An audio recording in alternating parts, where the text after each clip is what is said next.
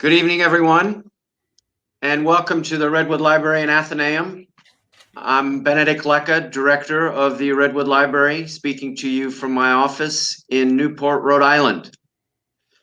And I know, as per recent examples of the last few lectures, we have people across the globe, so it's been great. We are pleased, as we always are, to welcome back the ever popular Music Appreciation Series with Dr. Edward Markward. And we first want to thank our generous sponsors of the series, the Jarzambek family, Marianne, Mark, and Michelle Drum. And we want to thank Dr. Markward, of course, who is amazing in his knowledge and how lightly he wears his eminence. And I'm very excited about the topic tonight. Tonight he'll be talking about the Rites of Spring, Part 1, Debussy, Ravel, and Ives. Because spring is a-coming, hopefully, although we've got some snow coming, more in the immediate term. But I digress. You know who he is. I won't go on and on about it. If you don't know, get on the web and find out. He's a serious guy who knows a lot, and he's a great lecturer. So welcome, and thank you all for joining us, and thank you, Dr. Markward. My pleasure, Benedict. I'll try to live up to all of that.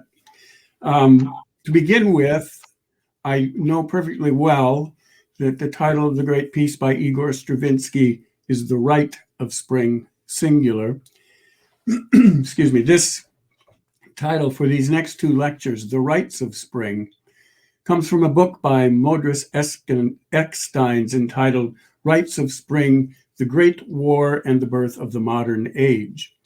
The first 50 pages of this wonderful book deals with the years leading up to World War I, and he spends a great deal of time going over the earth-shattering first performance of Stravinsky's Le Sacre du Printemps, or the Rite of Spring.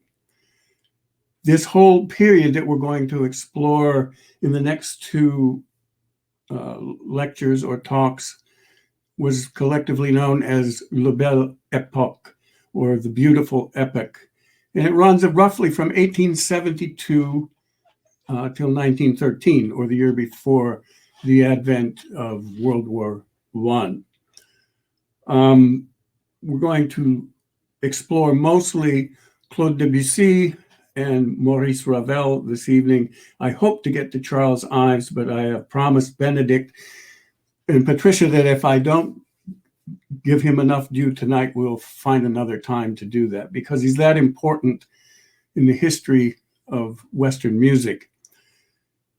In Paris, at the turn of the century, roughly from 1890 to 1913, Paris was the center of all the artistic activity in the world at the time, especially in Europe. And we mentioned the last time that all these isms came about. There was Impressionism, Symbolism, Divisionism, Art Nouveau, Neo-Impressionism, Fauvism, Cubism, Art Deco, and abstract art movements all evolved in Paris. And if you were anyone, you went to Paris to be seen, to be heard, to be viewed. The painters and sculptors who were living in Paris at this time were Edgar Degas, Auguste Renoir, Edouard Manet, Pablo Picasso. The writers were Guy de Maupassant, Stéphane Mallarmé, Marcel Proust, Edmond Rostand, and the composers, Camille Saint-Saëns early on, then Claude Debussy, Eric Satie. And remember the last time we mentioned that Manuel de Falla, the Spaniard, spent some time in Paris, along with Maurice Ravel, and certainly later on Igor Stravinsky. At the same time, one of the most important entrepreneurs in the scope at that time was Serge Diaghilev, the founder and general director of the Ballet Russe, or the Russian ballet. There were two famous dancers at the time, Anna Pavlova and Václav Nijinsky. Nijinsky was also one of the chief choreographers at the time and choreographed not only The Rite of Spring, but Daphnis and Chloe, the Prelude to the Afternoon of a Faun, and many, many other first works by these great composers who were there.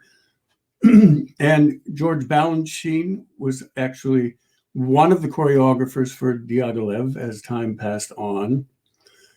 The sets were often painted by Pablo Picasso. And among the set designers, the costume designers was a woman by the name of Coco Chanel, which I'm sure you have all heard of. Also, there was a new venue called the Champs-Élysées, a brand new theater, Théâtre des Champs-Élysées, which didn't necessarily turn the Parisians on a lot because it looked like Bauhaus architecture and imported from Germany, but it was terribly functional at the time.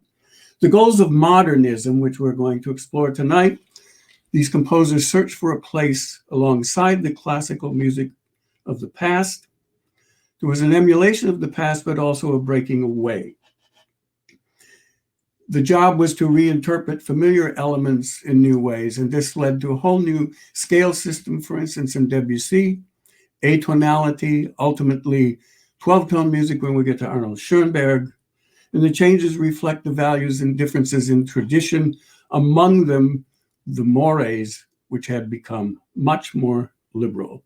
And we'll find side by side with these composers who are trying to find a way to exist in a new medium, but next to the old medium or the classics, we find that the audience is split also. Among the forward-looking ones, as is always the case, are the student element. There were those at the ballet, for instance, who went to the ballet of Stravinsky's Rite of Spring, expecting to see dancers doing something akin to Swan Lake. Unfortunately, that was not the case, and it was rather vulgar and down to earth, as we shall find out next time. The two great composers of this age in France were Claude Debussy and Maurice Ravel. French musicians sought greater independence from German music, which was the highest form of music to be performed at the time. There were admirers as well as detractors of Wagner. And for most of the French composers, including Debussy and Ravel, they admired Wagner's use of harmony, his chromaticism, the chord changes and all of that, but they decried the pompous and overdone sort of way of going that Wagner had done. The French tradition was that the emotions would be reserved, understated. We would express profound emotions through simple yet direct means. And dance music was central to the tradition. Therefore, the Ballet Russe was a big hit at the time. The motto of the French composers, indeed the French artists as well, were taste, restraint, and elements of beauty.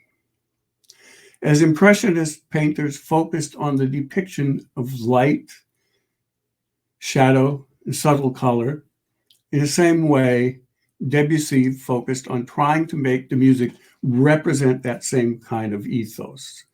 He tried to find a language, a harmonic language, to depict the beauty of nature or to tell a story.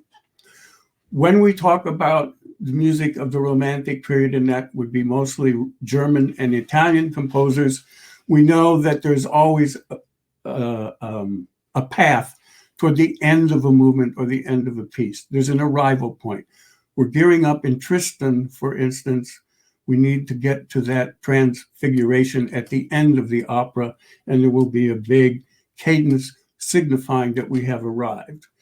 Debussy's theory was that no such thing was necessary.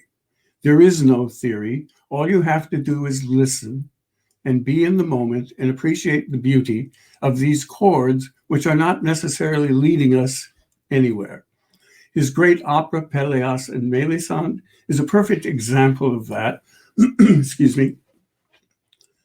It's the antidote to, or antonym to Wagner's Tristan und Isolde, in a way.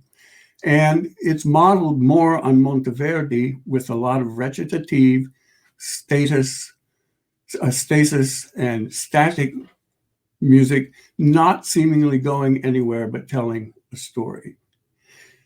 Debussy wrote one opera, many ballets, piano pieces, orchestral works, and about 90 songs, a string quartet, and other chamber music.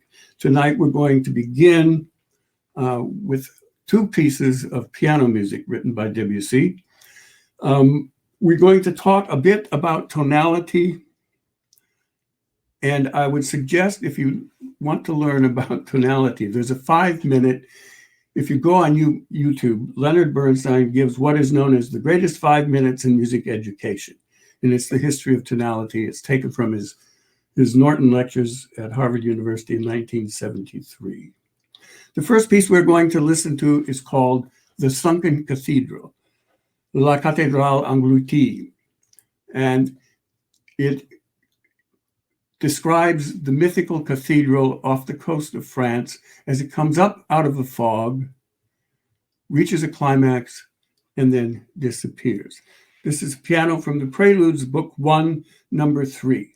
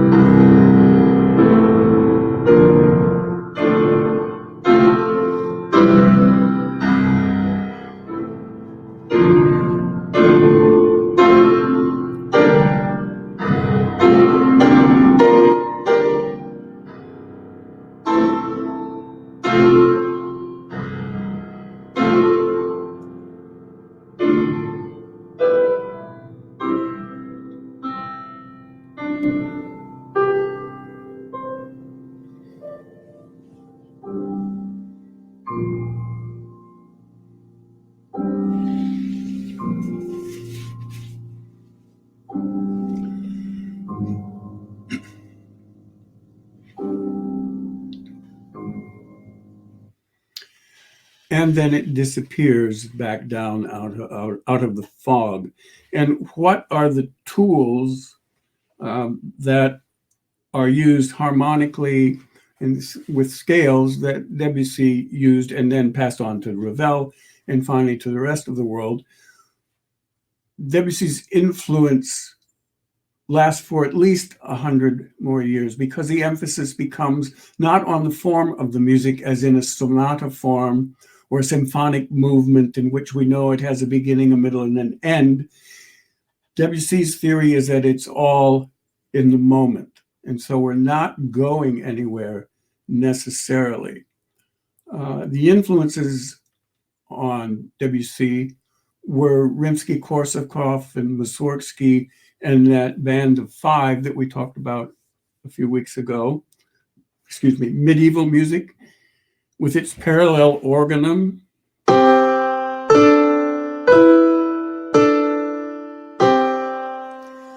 Music from Asia, the Javanese gamelan, and Chinese and Japanese melody, which you heard at an exposition in Paris early on in his life. We talk about scales that we use, such as the major scale,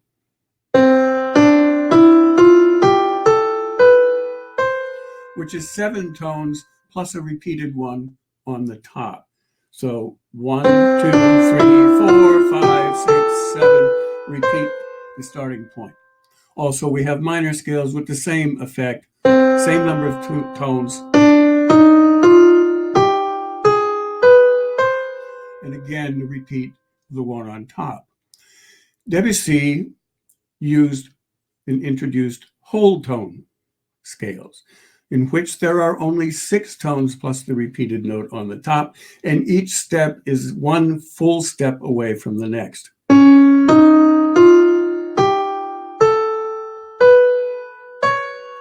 So you can count them. Pentatonic scales, which, as the title suggests, there are only 5. And this is what you heard in the Cathedral Angleterre. Sorry, erase.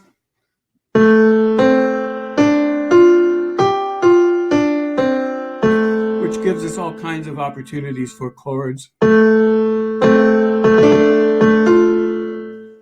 And then he also introduces, which we will hear soon in the Prelude to the Afternoon of a Faun, what is known as the tritone. For those of you listening carefully, that's a C sharp and a G, and that interval is outlined by the flute in the opening of the Prelude to the Afternoon of a Faun. As Leonard Bernstein says, it's the death of tonality. The C sharp and the G are a diminished fourth, augmented fourth or a diminished fifth apart, splitting the scale absolutely in two, and it allows one to wander around rather aimlessly. The next piece I want to play, I'm sure most of you have heard. It's Clair de Lune, and it is from what Debussy called the Suite Bergamasque. Bergamasque is based on the town Bergamo in Italy, which was a center of Commedia dell'arte. So Bergamasque, based on the town's name, plus masks at festival in Commedia dell'arte, as we know, with the masks. The Italian word is Bergomasque, M-A-S-K. It's a series of dances, and I think I said earlier that dance becomes very much a favored avenue for these composers. Ravel wrote La Valse, he wrote Bolero, etc. So did Debussy in this Suite Bergamasque. It has 2 dances, a minuet and a passepied, and then a descriptive piece, Clair de Lune, which is sort of an impressionistic piece after a poem by the great Paul Verlaine. Here's Clair de Lune.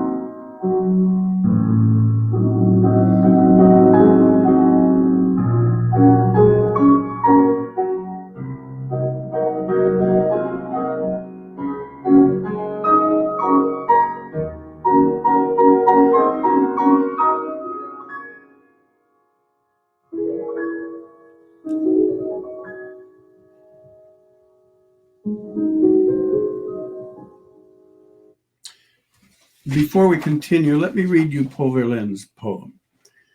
Your soul is a chosen landscape, charmed by maskers and revelers, playing the lute and dancing and almost sad beneath their fanciful disguises. So we're back to Bergamasque and Bergamo and Commedia dell'arte.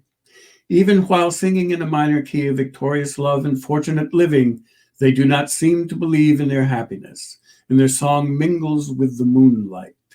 The calm moonlight, sad and beautiful, which sets the birds in the trees dreaming and makes the fountains sob with ecstasy, the tall, slender fountains among the marble statues. The translation is by Peter Lowe. Let's listen to just a little bit more because this middle section is rather fascinating as well. Begins to move.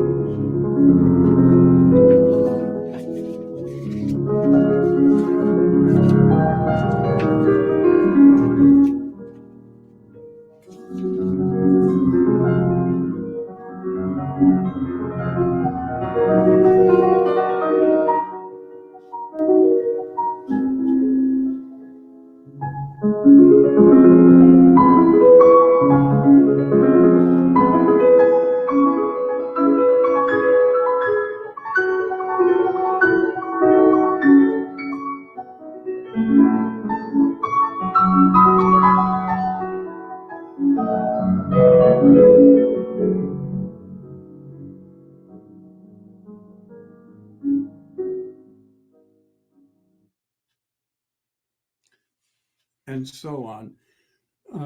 Both of these pieces are very symptomatic of the way that Debussy wrote for the piano. He says in the inscription on this piece, it is inscribed in nature, it must be in intimate accord with the scenery. So there he is trying to impress you with what his impression is of moonlight in this particular piece. He wrote many orchestra pieces, as I'm sure you know. One of the first in 1894 is the prelude to the Afternoon of a Faun, L'après-midi d'un Faun, which again is Debussy's take on a poem by the symbolist poet Stéphane Mallarmé. The faun is half man, half goat, and is known as Pan in Greek times, and hence the use of the flute to set this piece off. Pierre Boulez said it is the first modern piece, and many would suggest that it is one of the greatest of the early pieces. Let's give a listen to the opening, and then I want to talk a little bit more about it.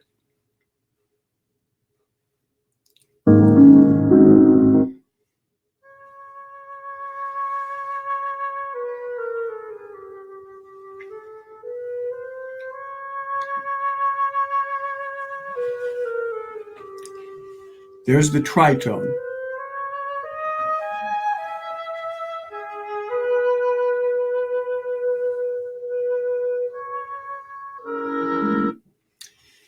So, what is this piece about? It describes the sensual expressions of a faun who has just woken up from his afternoon sleep and discusses the encounters with several nymphs during the morning in a dreamlike monologue, which Debussy sets very, very beautifully, and it does become very passionate in the middle.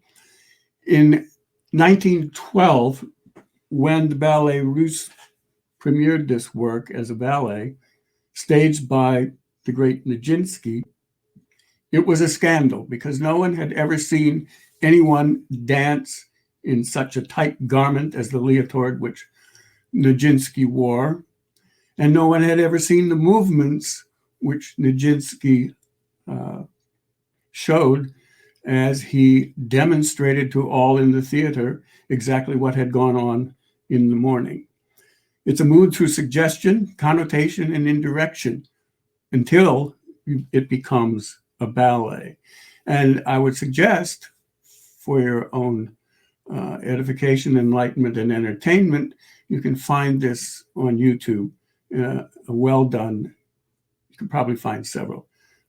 But it's worth watching these things to see just exactly what the composer was trying to do.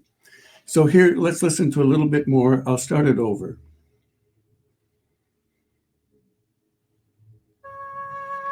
Top note, C sharp, bottom note, G, tritone.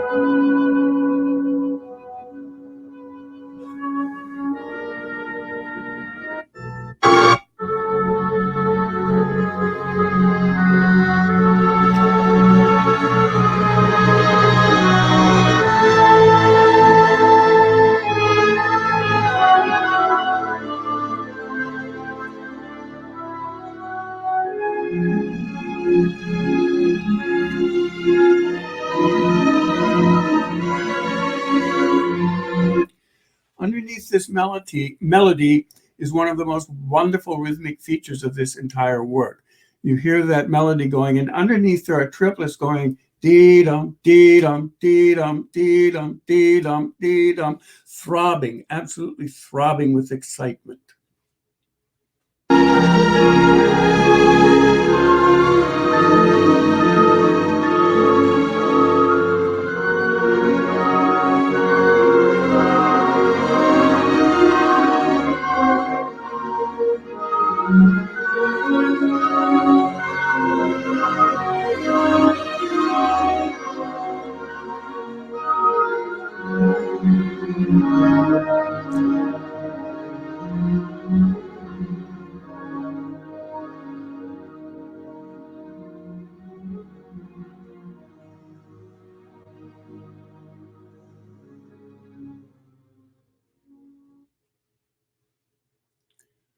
Sorry about that jarring entrance there. Next, I'd like to move. Oh, one other thing. We talked about the whole tone scale and the tritone. If I start on this G, the bottom note, which is the outline of that opening flute solo, that opens the door, according to Leonard Bernstein, to the whole tone scale.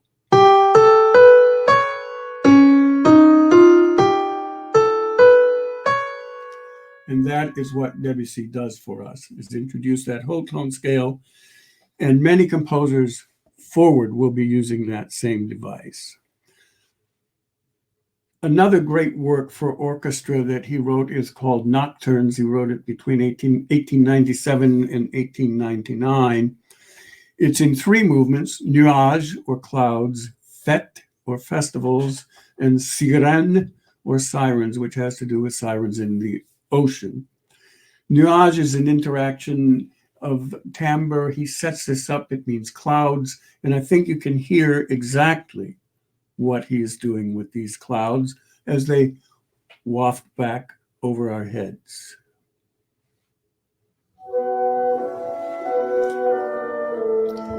A rather static, non-moving background to begin with, followed by an English horn solo in a pentatonic scale, 5 tones.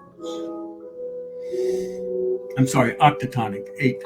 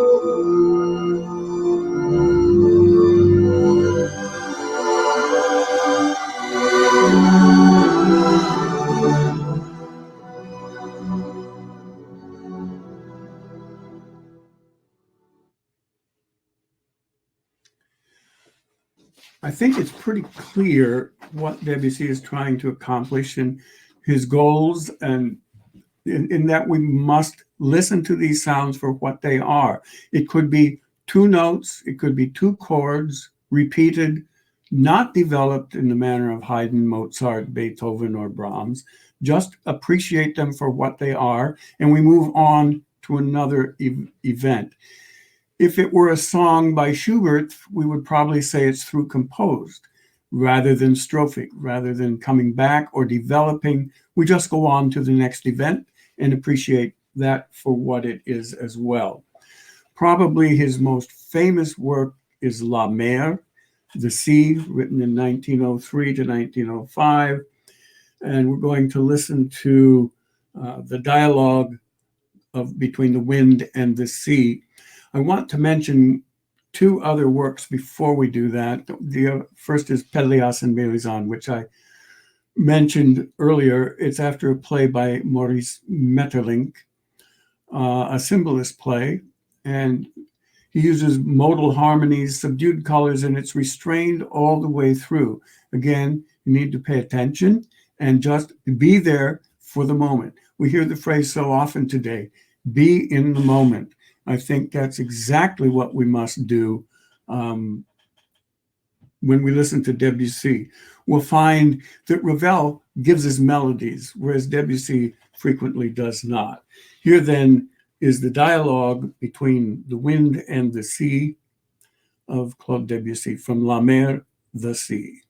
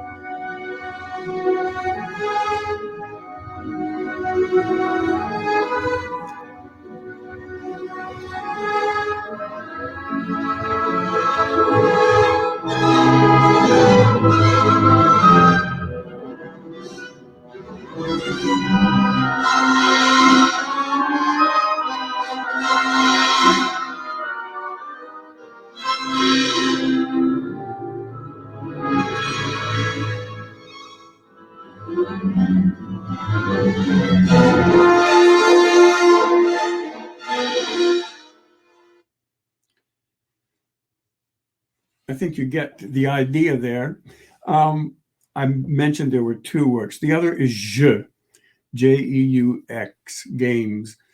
And this was another scandalous piece, as was Prelude to the Afternoon of Faun, when it was choreographed by Nijinsky and presented by the Ballet Russe. The Ballet Russe presented Jeux in 1913, 2 weeks before the premiere of The Rite of Spring by Stravinsky. And it's because of Jeux that the audience was set on such edge. Jeux is a ballet about tennis. And so now you expect someone to come out looking like they're going to do Swan Lake, and they come out dressed in sporting clothes for tennis. And it's about a guy and two women, and they hit the ball off the court, and they go off into the surrounding countryside to chase the ball. And one can only surmise what happens at that. But that was a real scandal. After Prelude to the Afternoon of Faun, then comes Jeux, and then 2 weeks later comes The Rite of Spring. So Paris is sort of set on edge during this time. Debussy's influence as a seminal force in the history of music lasted for well over 100 years. Because of this, and not necessarily because of the scales he used, the whole tone scale, the augmented fourth and the tritone and so on, but because it became an emphasis of listening to the sounds at the moment, rather than looking for a form in the music, as in a sonata or a minuet. We move on to Maurice Ravel, who lived from 1875 to 1937. He's often grouped together with Debussy, and in a way, rightly so, as an impressionist, a purveyor of impressionism in his music, as Debussy was in his. Ravel was sort of an outsider. He was born in the Basque region in Spain to a Spanish mother and a Swiss father. He likewise, as many did, went to school at the Paris Conservatory, but he was sort of a renegade and a difficult student and was summarily kicked out after a while. He was politely referred to as having an independent spirit. Again, the influences on Ravel, as they were on Debussy, were Russian and Asian music and gamelan, Javanese gamelan, and so on, as well as the French literature greats Stéphane Mallarmé and François Villon, to name just two. What we find in Ravel is much more virtuosic writing than we found as a rule, in Debussy. You can say that he had Liszt's piano techniques with Debussy color and harmony. You hear some of the same open sounds that we heard in Debussy, and of course we know he was a brilliant, brilliant orchestrator. One of his early works, and this is where we find a striking difference between Ravel and Debussy, is his Pavane pour une enfant défunte, or the Pavane for a Dead Princess, written in 1899. The harmonic vocabulary is similar to Debussy. The chords are pretty much similar, but he is interested in melody and direction and arrival, much as the classicists were. It is also famous for its opening French horn solo. This is one of my very favorite pieces.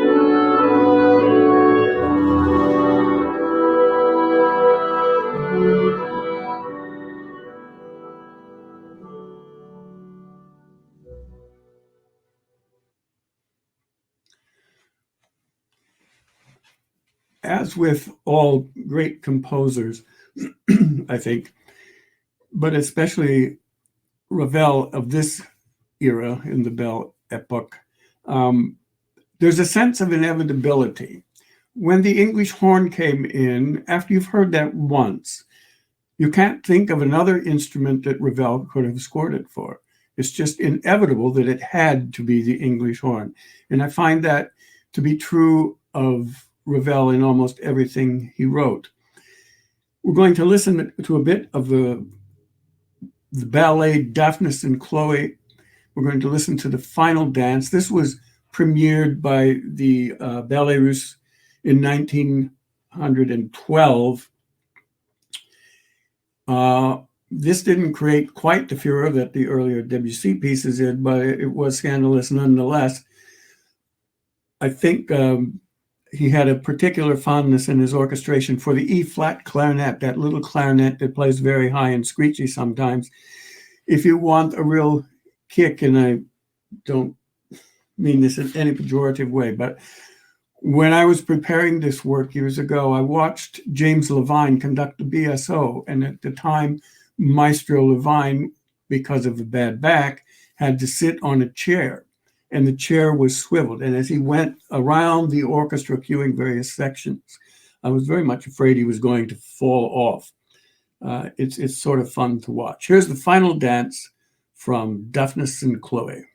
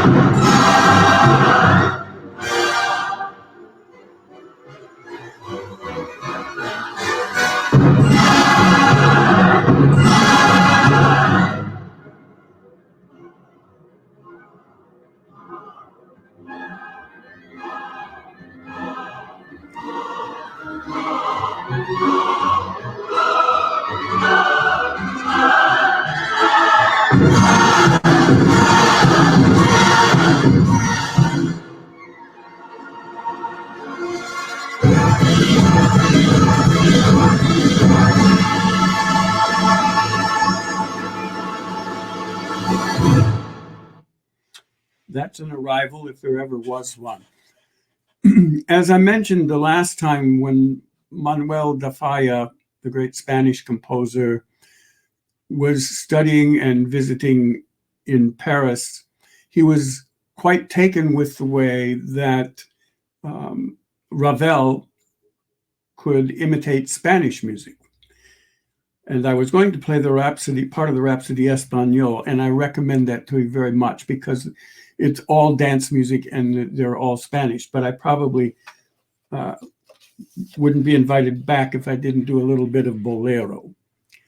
Bolero is a Spanish dance, of course. And the story of how it came to be is quite interesting. He was approached to write a song by Ida, or to write a dance for Ida Rubinstein, a great Russian dancer and part of the Ballet Russe, early in her career. And several suggestions came, and he decided rather he would take a one melody and not develop it at all, but just develop orchestration around it for 16 minutes and gradually build to the finale that we all know and love. And this is where his mastery of orchestration really comes to the fore.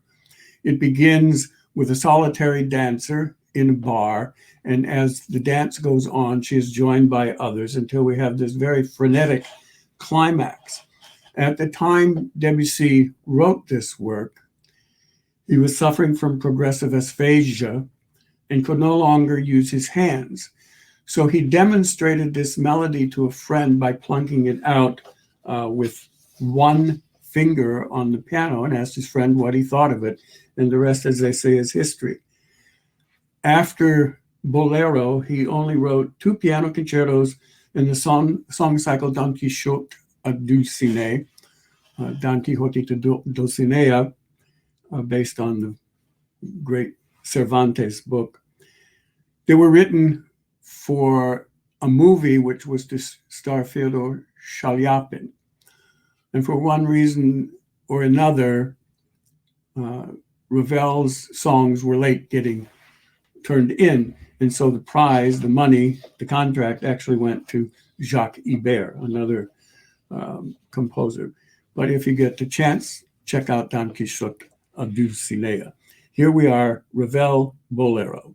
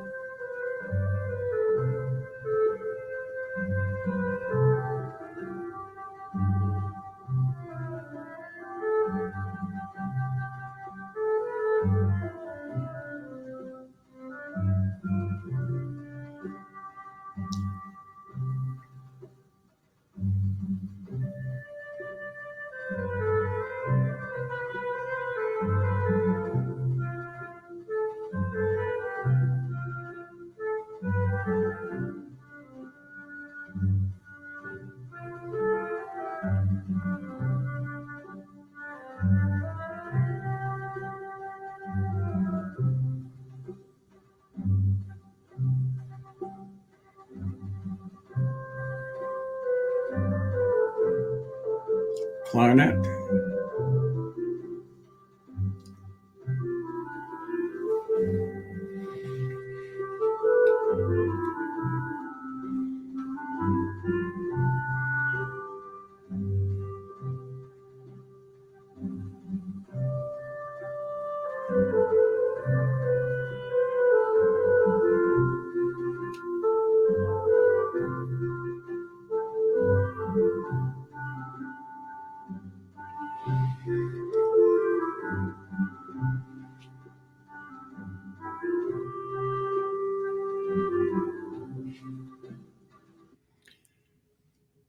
And it adds and adds.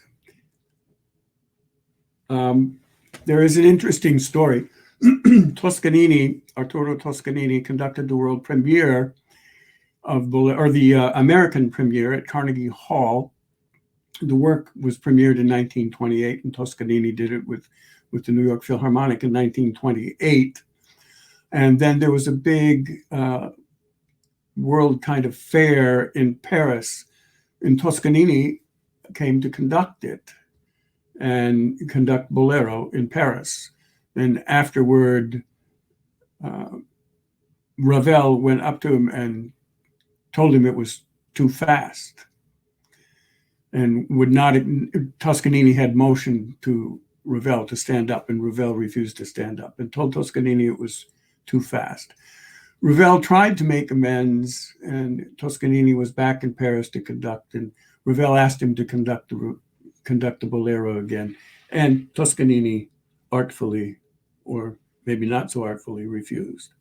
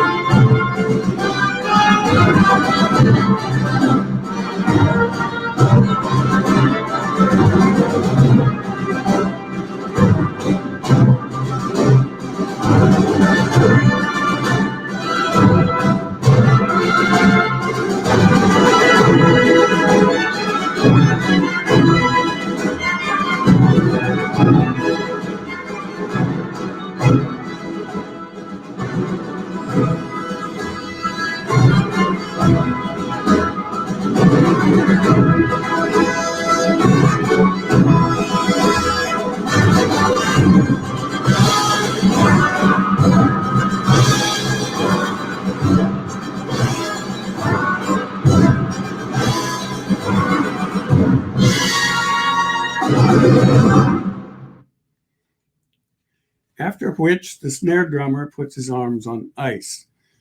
The composers of this generation have aspects of both the Romantic era, looking backwards, and the modern era, looking forward.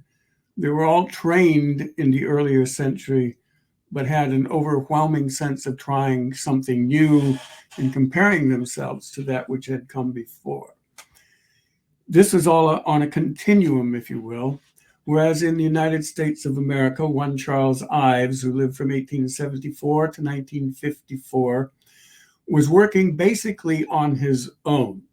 What's interesting today, I think, is that Stravinsky's Rite of Spring has become 107 years later, part and parcel of the repertoire and is not considered such a daring piece, whereas Charles Ives' music remains radical. He worked in obscurity for most of his career. I'm not going to delve into this too much tonight. We're out of time practically. And I will devote more time to him on another occasion because I think he's that important. He's the first major American composer. He also wrote the first truly iconic American piece entitled The Unanswered Question. But as a young man, he went to Yale. And in 1894, he wrote two pieces about as different one from the other as you could imagine. The first is the 67th Psalm, and these were both written in 1894. And what is unique about the 67th Psalm is that the men sing in one key, G minor, and the women sing in another, C major. Now that sounds like it's going to be very harsh, but what one gets is a very warm, enveloping sound. And when you think about it, if you were to rearrange these, stacking up of the pitches in the chords that both sections sing, you would find it very much akin to some sounds from the Beach Boys, probably. Here's Psalm 67. It starts out in a reverent sort of way, and then when he gets to the middle section, you will hear sort of a fugal kind of going as they all become in one key. All parts become in one key.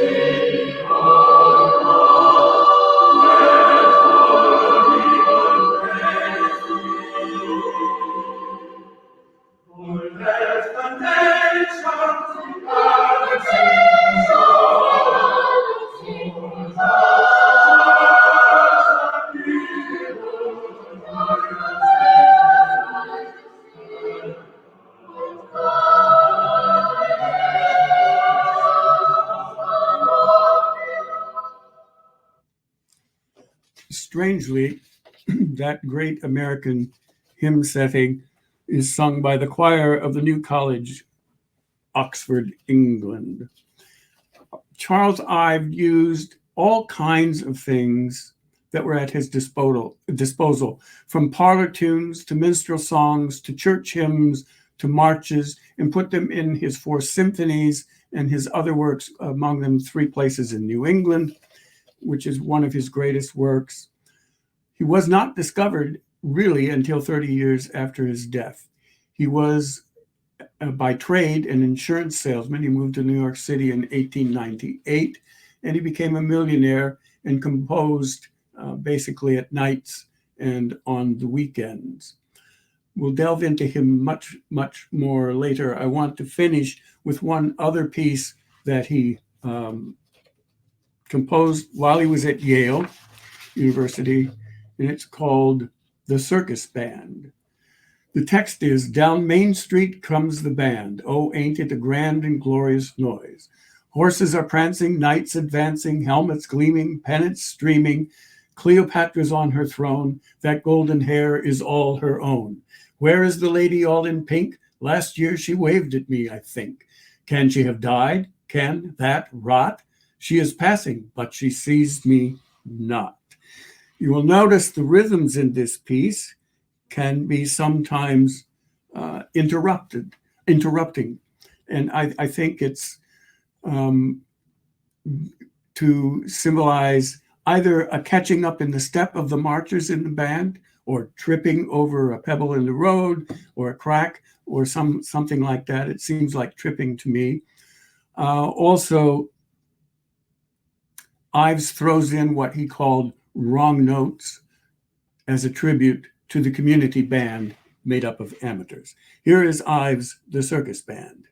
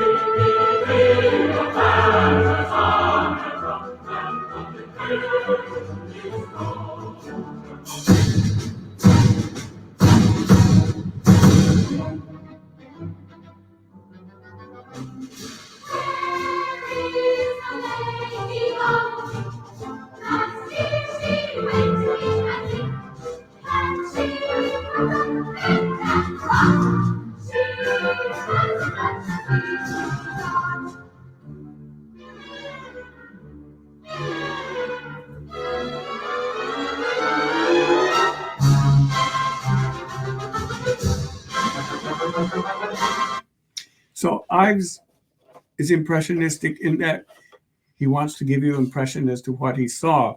Other works, in the Fourth Symphony, for instance, he uses many hymns. The third movement, called the Fugue, from that symphony is made up of 2 hymns from Greenland's Icy Shores, and then the end of Joy to the World. And he uses these things in such a unique way. He's also the first to use at great length polytonality, that is more than one key at once. He wrote a set called the Harvest Home Chorales, in which every part of the 4, S-A-T-B, soprano, alto, tenor, bass, is in a different meter.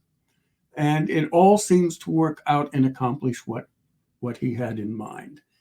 So with that, I leave you. I hope it whets your appetite to come back for Ives at another time. And thank you all very, very much for coming. I enjoy these sessions so much. Thanks. Thank you very much, Dr. Markward. Amazing stuff, Debussy, and I mean, it's just really magical music. So I want to thank you very much, and I'm sure everybody else appreciated it. Next week, I hope you will join us as we continue our lectures honoring Black History Month.